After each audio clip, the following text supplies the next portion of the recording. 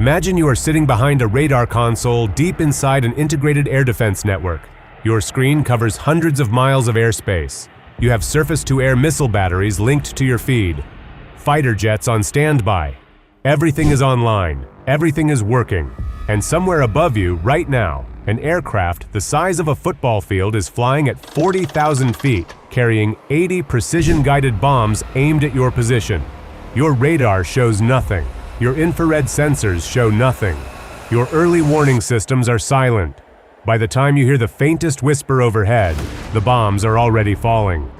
That aircraft is the B-2 Spirit. And after more than 3 decades in service, no country on this planet has proven it can reliably stop it. If that scenario sounds like it belongs in a thriller novel, it doesn't. It has played out in real combat operations multiple times. And if you're into this kind of deep military analysis, do me a favor right now, hit that subscribe button and drop a like. This channel breaks down the most consequential weapons systems on the planet, and you don't want to miss what comes next. So why, in an era of hypersonic missiles, advanced radars, and artificial intelligence, does a bomber designed in the 1980s still keep military planners in Moscow and Beijing awake at night? The answer has less to do with raw speed or firepower, and everything to do with a concept that most people fundamentally misunderstand: stealth. When people hear the word stealth, they picture something invisible. That is not what the B-2 does. What the B-2 does is far more sophisticated.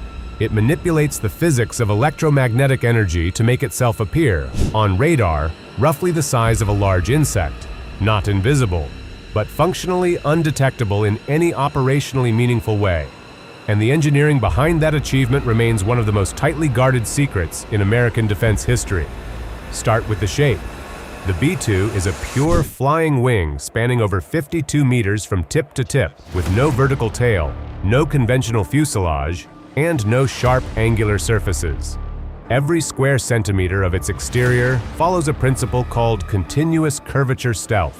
Unlike its predecessor, the F-117 Nighthawk, which used flat triangular facets to deflect radar energy at predictable angles, the B-2 was designed using supercomputers that modeled how radar waves interact with smoothly curved surfaces. The result is a shape that does not bounce radar energy back toward the transmitter. Instead, it scatters it in every direction except the one that matters. Think of it like shining a flashlight at a chrome ball versus shining it at a matte black bowling ball covered in felt. One sends light straight back into your eyes. The other absorbs it, diffuses it, makes it vanish. But geometry alone does not make a ghost. The skin of the B-2 is coated with radar-absorbent materials, so classified that their exact chemical composition has never been publicly disclosed.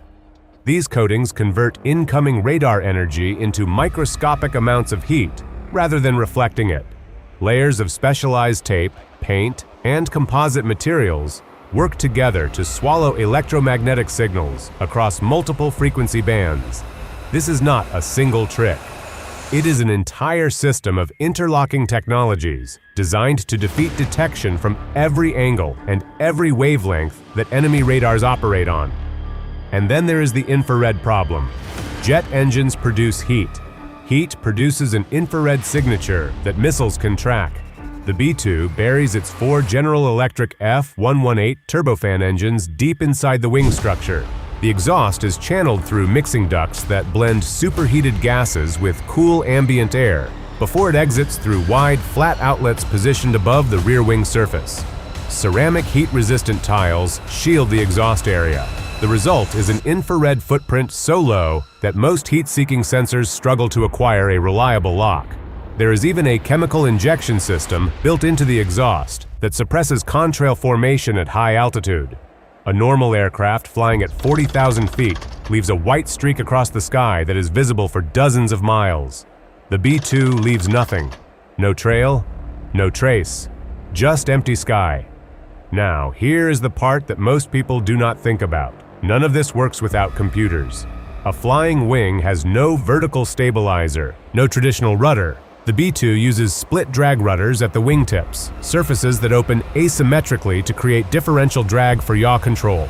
But these control surfaces, along with the elevons across the trailing edge, must make thousands of micro adjustments every single second to keep the aircraft stable. The pilot is not flying the airplane. The pilot is telling a fly-by-wire computer system what the desired flight path should be, and the computer translates those inputs into control surface movements that are physically impossible for a human to replicate manually. If that computer fails, the aircraft becomes aerodynamically uncontrollable within seconds. This is not an exaggeration, it is a design reality baked into the physics of the airframe, and that vulnerability was proven in the most expensive way imaginable. On February 23, 2008, the Spirit of Kansas, tail number 890127, lifted off from Andersen Air Force Base in Guam. Seconds after leaving the runway, the aircraft pitched up violently, rolled, and slammed back into the ground in a catastrophic fireball. Both pilots ejected and survived. The cause was moisture. Tropical humidity had introduced condensation into 3 air data sensors. The flight computer received corrupted pressure readings, calculated that the aircraft was in a nose-down dive, and commanded an aggressive pitch-up correction during the most critical phase of flight. $2 billion worth of engineering defeated by water droplets on a sensor.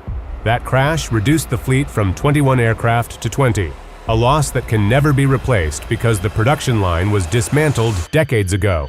Let me ask you something here, and I genuinely want to hear your answer in the comments. Do you believe a manned bomber like the B-2 still has a role in modern warfare, or have drones and hypersonic missiles made the crude strategic bomber obsolete? Drop your take below. I read every comment. Now let us talk about what this aircraft actually carries into combat, because this is where the strategic calculus becomes truly sobering. The B-2 has 2 massive internal weapons bays, no external pylons, nothing hanging under the wings to compromise the stealth profile. Everything is carried inside.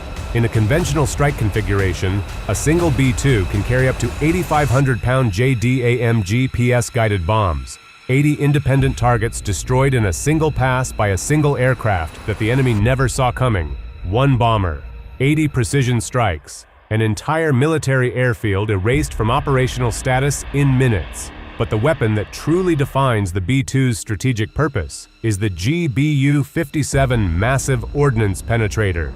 This bomb weighs nearly 30,000 pounds, close to 14,000 kilograms. It was designed for one purpose: to destroy deeply buried hardened targets, underground command bunkers, nuclear facilities built beneath 60 meters of reinforced concrete. The GBU-57 can punch through all of it. And here's the critical detail. No other aircraft in any military on Earth can carry it, only the B-2. When the Pentagon deploys a B-2 to a forward staging area, the message it sends to adversaries is not subtle. It is a direct statement. We know where your bunkers are, we can reach them, and there is nothing between us and them that can stop the delivery. This brings us to the operational doctrine that makes the B-2 unlike anything else in the world: global strike. The B-2's home base is Whiteman Air Force Base in Missouri, nearly the geographic center of the continental United States. From Whiteman, a B-2 can take off, fly to any point on the planet, deliver its weapons, and return home without ever landing on foreign soil. These are missions that routinely exceed 30 hours. Some have lasted over 44 hours. The cockpit is designed for 2 crew members with a small rest area behind the seats. One pilot flies while the other sleeps on a thin mattress. They have a basic chemical toilet and a microwave for heating meals. 2 people sealed inside a cockpit for nearly 2 days straight, potentially managing nuclear weapons, flying toward hostile airspace where detection means death. And speaking of nuclear weapons, the B-2 is currently being upgraded to carry the new B-61-12 nuclear gravity bomb.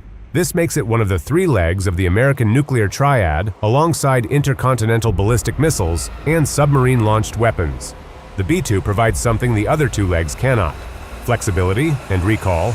A missile, once launched, cannot be called back. A bomber can. It can loiter, change targets, or return to base if the situation changes. That flexibility is not a minor operational detail. In a nuclear crisis, it could be the difference between escalation and de-escalation. The combat record backs up the engineering. The B-2 made its operational debut during Operation Allied Force over Kosovo in 1999. Aircraft flew non-stop round trips from Missouri to the Balkans, a distance of more than 6,000 miles each way. They systematically dismantled Serbia's integrated air defense network. The stealth worked exactly as designed. No B-2 was ever detected, tracked, or engaged by Serbian defenses. The aircraft then saw action in Afghanistan following the September 11th attacks, struck targets during the Shock and Awe campaign in Iraq in 2003, and hit Libyan air defenses in 2011. But Kosovo also produced one of the most politically damaging incidents in modern military history. A B-2 dropped multiple JDAMs on coordinates provided by the CIA that were identified as a Yugoslav weapons depot. Those coordinates were wrong. The target was actually the Chinese embassy in Belgrade. 3 Chinese journalists were killed. The diplomatic fallout was severe and lasting. The aircraft performed flawlessly. The intelligence was catastrophically wrong. It was a brutal reminder that stealth and precision are only as good as the information feeding the system. Now adversaries have not been sitting idle. Russia and China have invested heavily in counter-stealth technologies. Low-frequency radars operating in VHF and UHF bands can theoretically detect large stealth aircraft, and they can. A low-frequency radar might determine that something is present in a general area spanning dozens of square kilometers, but that is not the same as tracking. To guide a surface-to-air missile to a kill, you need precise fire control grade radar data, and that requires higher frequency systems. Against those systems, the B-2's stealth geometry and radar-absorbent materials remain devastatingly effective. Detection is not interception. Knowing something is out there and being able to shoot it down are 2 entirely different problems. And for now, the B-2 lives in that gap. The future, however, is already taking shape. The B-21 Raider, built by the same Northrop Grumman company whose founder Jack Northrop dreamed of the flying wing concept back in the 1940s, has been publicly unveiled. It is smaller, designed to be cheaper to produce, easier to maintain, and incorporates 3 decades of stealth advancements beyond the B-2. The Air Force plans to acquire at least 100 B-21s by the mid-2030s. The B-2 is expected to remain operational into the early to mid-2030s, before gradually transitioning to the new platform. But there is something worth reflecting on before we close. Jack Northrop built his first flying wing prototypes in the 1940s. They were unstable and dangerous. Several crashed. The Air Force ordered every airframe destroyed, and Northrop reportedly watched as his life's work was cut apart with industrial saws. Decades later, when fly-by-wire computers finally made his vision possible, the now elderly and wheelchair-bound engineer was brought to a classified hangar and shown a scale model of the B-2. He wept. He said, "Now I know why God has kept me alive all these years." That moment is not just engineering history. It is a testament to the fact that the right idea, born too early, does not die. It waits. The B-2 Spirit is more than an airplane. It is a strategic instrument that redefined what air power means. Before the B-2, aerial warfare was defined by speed and altitude. After the B-2, it became defined by information and invisibility. Only a few hundred people in history have ever sat in its cockpit. They are among the most carefully selected pilots in any military, guardians of a capability that, if everything goes right, will never need to be used at full capacity. Because a full-scale deployment of the B-2 fleet with nuclear weapons would very likely mean the last chapter of modern civilization is being written. 20 aircraft remain. They cannot be replaced. And every single one of them is a reminder that the most dangerous weapon is the one you never see coming. If this breakdown gave you a new perspective on what strategic air power really means, hit that like button and subscribe. We go deep on the systems that actually shape the balance of power every single week. Drop your thoughts in the comments. I will see you in the next one.